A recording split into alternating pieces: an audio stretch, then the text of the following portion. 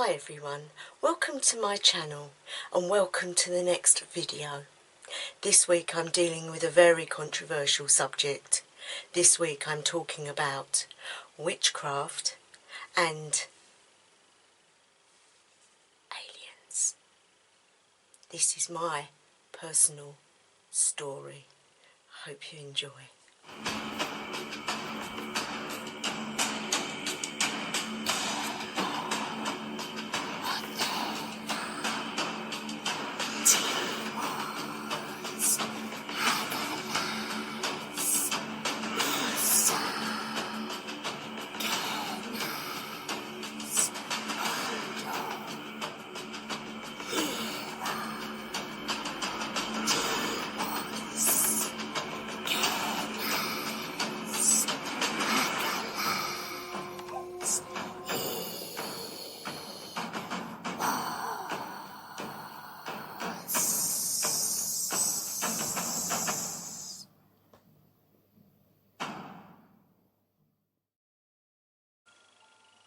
Hi everyone, Gothic Witch here. This is going to be totally different, guys, and I hope you enjoy it. I have experiences which I have not shared because people might get the wrong idea that witches, Norse witches or any other type of witch cannot have anything to do with the paranormal or with aliens or with the, what can I call it, the new age, I can't think what they're called, the starseeds. Well, I'm afraid a lot of witches have had dealings, and one of the most famous witches that did have dealings with an alien called Lamb, was short, the actual name was longer, but he named it Lamb, L-A-M, and that was Aleister Crowley. Now, Aleister Crowley was an occultist, not a witch, but he did spells and he did lots of stuff in the magic circle. The thing with it was that he believed that this was an alien, and he had the teachings of the Book of Law that came straight from this particular entity, and he did pictures of this entity and it looked like what we would know today as the Greys. So it had the big eyes and the elongated face, etc. Also, he wasn't the only one. There was Alexander's, who before he died, Alexander's, if you don't know it, was a witch that created the Alexandrian tradition of witchcraft. And when he came away from that, before he died, he set up a new coven, but it was a coven to believing in aliens and starseeds and things like that. So they believed that they were all going to ascend and go up. So even he, having the teachings that he had this belief system in other species other than human. And so how much more can other witches in the world have this also? And I wanted to share tonight the story that, well, my story really, when I was probably about 11 years old. I was not very well, and it was in the middle of summer, and I was asleep in bed, and outside you could hear all the birds singing in the trees and things like that. And I was laying there, I think I had a cold or something, and I remember my mum came up with a bowl of soup and some bread for me to eat, and she let me have her, what she called a transistor radio in them days, which was obviously just a radio, and it had Radio 2 on it. I always remember, because I used to listen to her station in them days in the 60s. You did. Didn't have TVs in bedrooms then. Yeah, so this particular day, everything went quiet. I remember my mum walked in, and it became very overcast, even though it had been really bright, and she looked out of the window and she went, "Oh, what's that?" So I got out of bed and I went over to the window, and outside the window, up in the sky, now one minute it was birds singing and noises of, you know, what people make, like people doing things in their garden and that. It was sort of around August time, so you can imagine that the sun was out and everyone was in their gardens making noise. All of a sudden it just went completely quiet. Now, I know it was lunchtime when she came up. Now, she used to be quite a stickler for time because, you know, you had lunch at a set time and you had dinner at a set time in them days. So she'd brought me up my soup, so it had to be around midday.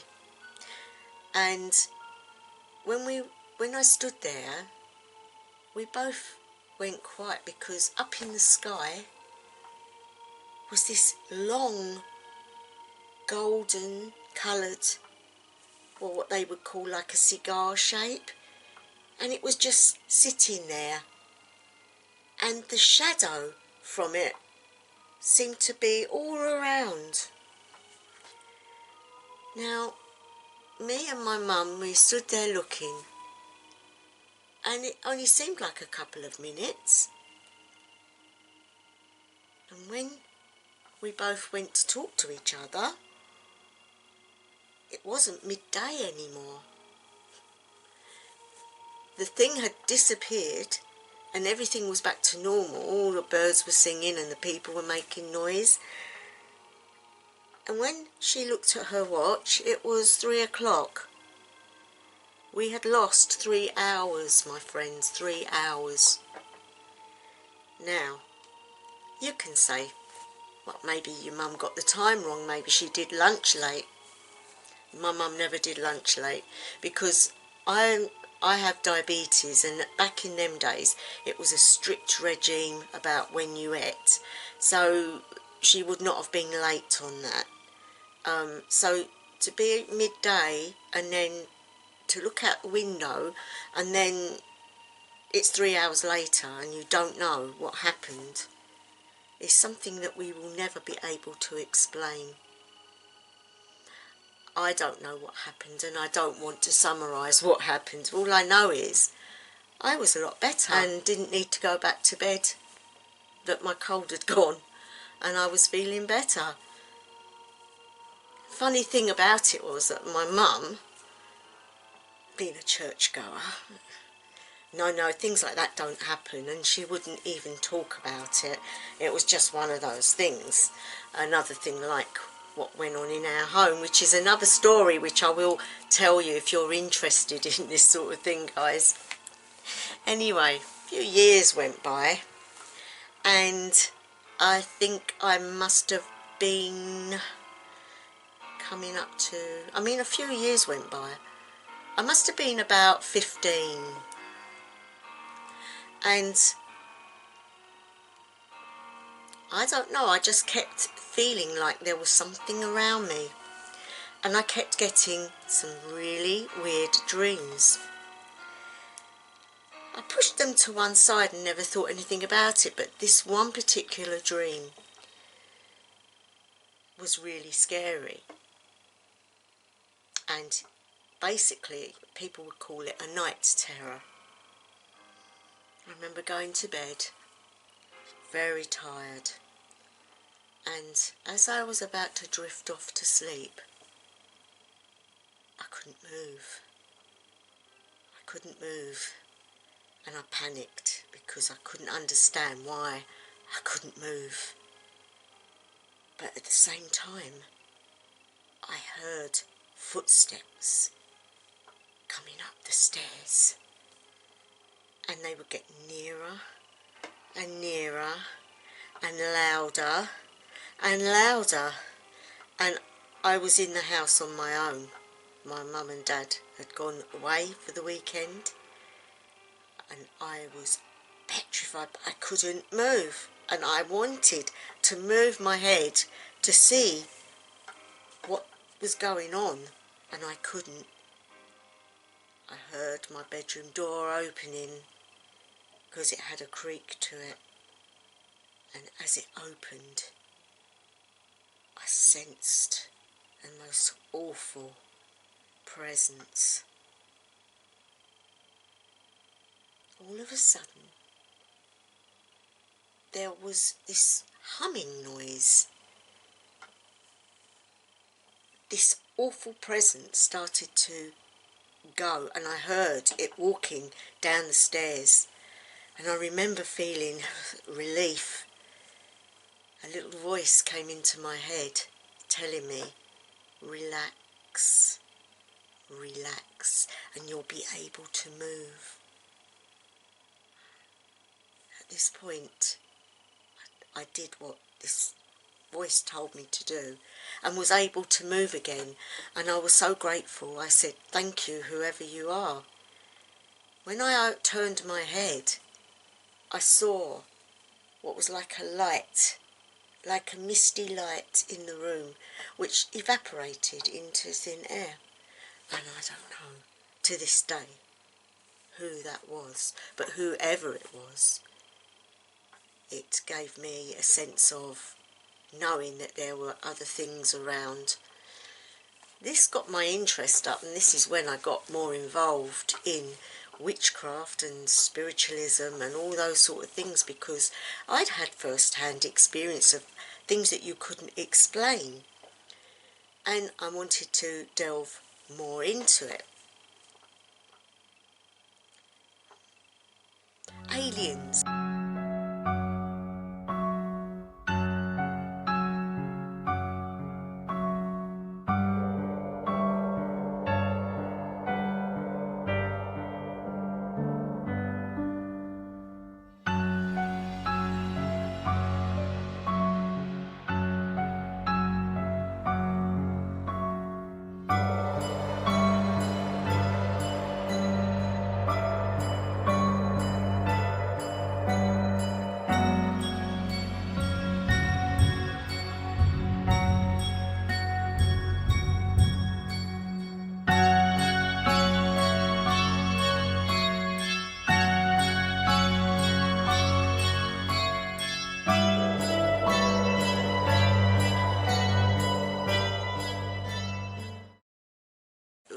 There are people that are witches that do believe in aliens, because we believe that there are other civilizations on other places, that we're not the only ones in the universe, which would mean that there is, like, we believe in reincarnation, coming back as witches, blah blah blah. In the Norse religion, it's the same sort of thing. They believe in reincarnation. The Indian folk believe in reincarnation. Now, I know also, by looking into Aleister Crowley, he got involved when he moved to America in a Native American group of people who also, and this is going back to the 1900s, or it was around the First World War, and they also had a deity that they believed in, and it tended to come from the sky and aliens. So if you look at many of the spiritual tribes in the whole of the world, you will find that there seems to be some sort of alien life form in existence. Just like the Egyptians. Now, the Egyptians, the pharaohs, had peculiar shaped heads. They had drawings of flying objects and all sorts. Even archaeologists have discovered that the way they built the pyramids and things like that, it would have been almost impossible without the sort of equipment that we've got now, which they were Egyptians, the sort of stuff they had, magic that came from their practices. How do we not know that all the witchcraft and healing and light workers didn't come from alien species? Very interesting subject. Very weird. Now, I always felt like I never belonged. And it was weird because later on, after getting more involved in witchcraft and stuff, I went to one of the, they have like these big festivals where you get people in, like this was Witch Fest, and it was in Croydon, and they have like a big market in there with all the stuff for witches, and they had this lady that was doing filming people's auras, and I thought, okay, I'll have it done. And I sat down and she took the picture and she said to me, I don't think it's come out right, I'll do it again. So I said, why, what's wrong with it? And she said, well, you don't normally get all one colour. So I went, okay. So she took it again and it came out the same. And she said, I'll do one more. She said, and that's it, I can't do any more. Other than that, there must be something wrong with this camera. So she took it again and it hadn't changed. So she said, look, sit over there. She said, what I do, I'll give you a reading and we can see what's going on. She said, and I'll try the machine out on somebody else, and if it's the same, then it's obviously the machine. So she did this other person and it came out like all different colours, and she went, okay, not the machine. So she said, there's only one explanation for this. And at that time I hadn't heard about any of this. She said, sit down, I want to give you a reading. And the reading was basically that I was an indigo starseed that had been planted in the 60s to bring forth healing and to bring forth a sort of uprising of individuals to think for themselves and to walk forwards in a spiritual manner. That my gifting was the gift of voice and the gift of healing and the gift of sight. And I laughed. She said, no, she said, you have a complete aura which is indigo in colour, and sort of purple and blues in the top. She said, that is not like the norm, we don't see that very often. She said, you are an indigo, go away and research it. So I went away thinking what a load of rubbish that was, and I was at a convention for I think it was psychic stuff, because I'd been involved in the past where I got my mediumship, and I think it was like a soul and body place, and this lady just picked me out of the crowd that was standing around her. She was an Egyptian priestess. I can't remember what goddess it was. I think it was Bast, actually. And she looked at me and she said, you are a starseed, and starseeds are part of the Egyptian lineage, and starseeds are those that have come to earth willingly to help mankind. That your home is in another planet, in another incarnation. Even though you're human, you have that inbuilt into your DNA.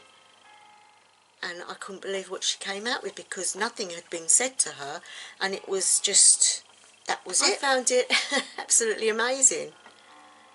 And it was after that that I started to dream regular of these people. That it wasn't here, it was like I was there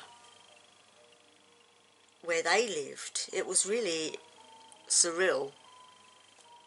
And everything was like pale blue. Their skin was like a very pale silvery blue.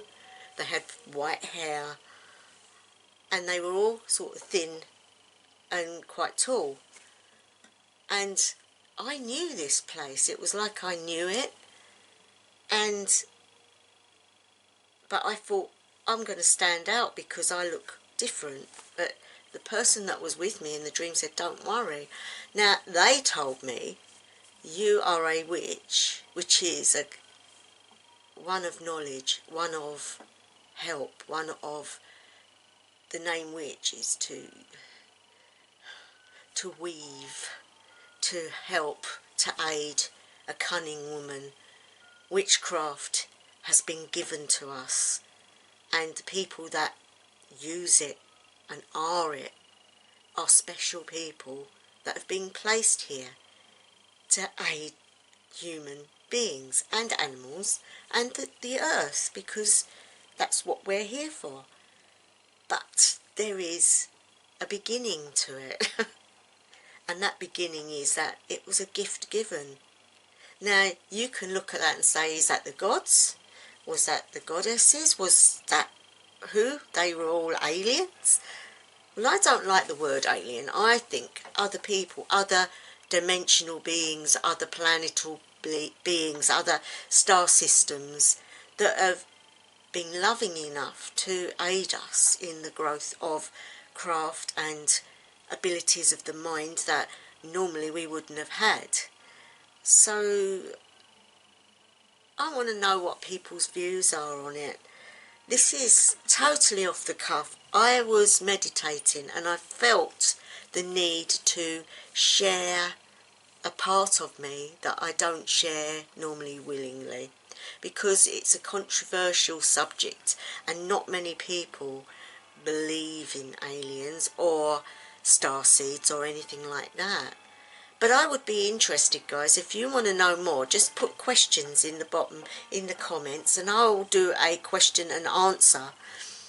And if you have had experiences and you want them told over on video, I will willingly do that. If you go by my email and send me your experience, and they can be anonymous if you don't want your name said, I would be really interested to do a series on people's, what's happened to them, because I think it's really cool.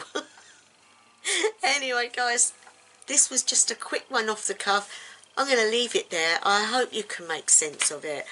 I don't know what's come over me. I just feel, you know, that these are all parts of witchcraft and can be very useful to those that are a bit worried about what others think if they've had similar situations. Anyway, to any new subscribers, I say thank you so much. To those coming back, good on you. And those that are always with me, please stay with me after this one. Please don't think I'm a weirdo because I don't divulge things like this normally. I just think it's good to be truthful with people, and witchcraft is me, and that is part of my story. So thank you for being there and supporting me, and wherever you are, whatever time of day, night or evening it may be, House of Alang, have a